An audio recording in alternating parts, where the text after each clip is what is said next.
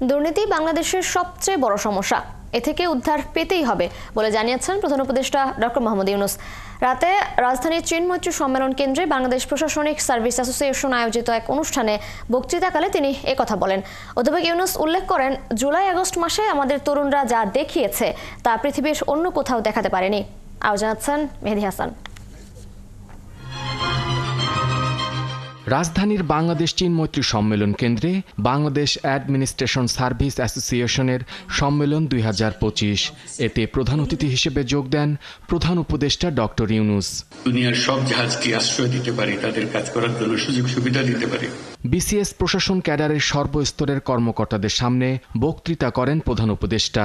বলেন, দুর্নীতি আমাদের সবচেয়ে বড় সমস্যা, এ থেকে মুক্তি পেতেই হবে। যে কোনো পরীক্ষায় আপনারা দেখবেন বাংলাদেশ দুর্নীতির তালিকায় সর্বনিম্ন। সততা বলে আমাদের আর কোনো জিনিস নেই, শৃঙ্খলা বলতে আমাদের আর কোনো জিনিস নেই।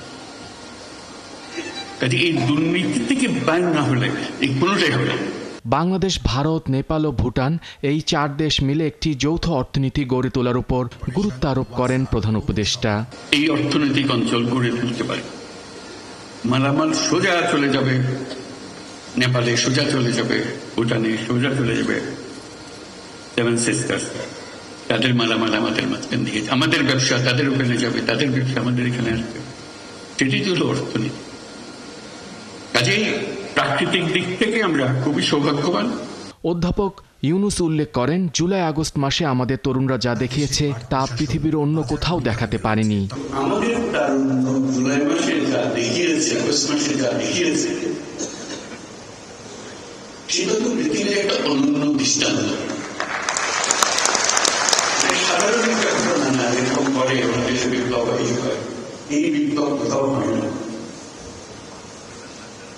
আর প্রতিটি জিনিস যদি আপনারা বিচারে বসেন,